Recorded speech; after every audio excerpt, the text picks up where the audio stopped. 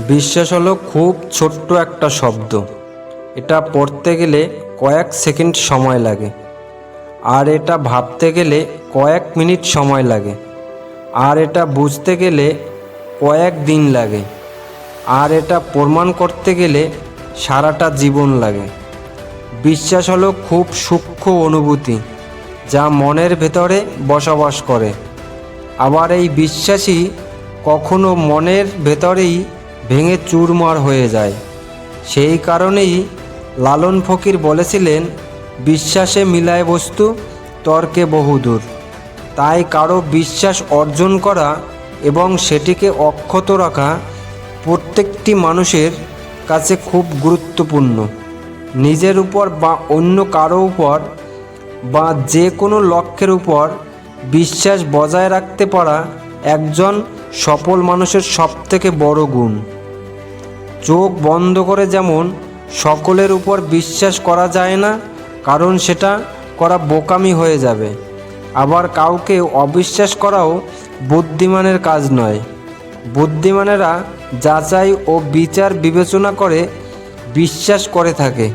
সফল মানুষেরা প্রথমে অসফলতার সামনে হার না মেনে তার লক্ষ্যের দিকে এগিয়ে যায়, তার নিজের উপর বিশ্বাসের জোরে।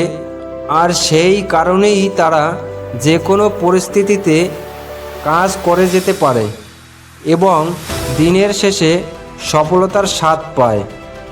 একজন ভালো মানুষ ও একজন ভালো বন্ধু হতে পারা প্রথম কারণ হলো নিজে বিশ্বাসী হওয়া।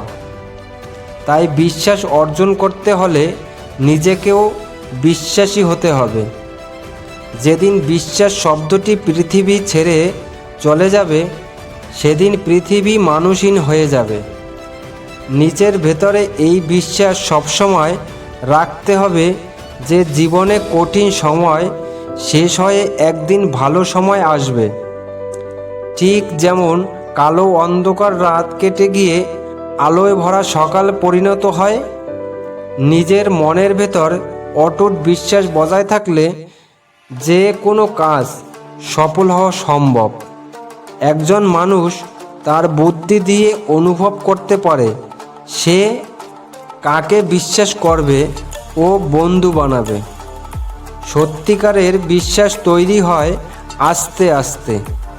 পৃথিবীর সবথেকে কঠিন কাজ হলো কারোর বিশ্বাস অর্জন করা।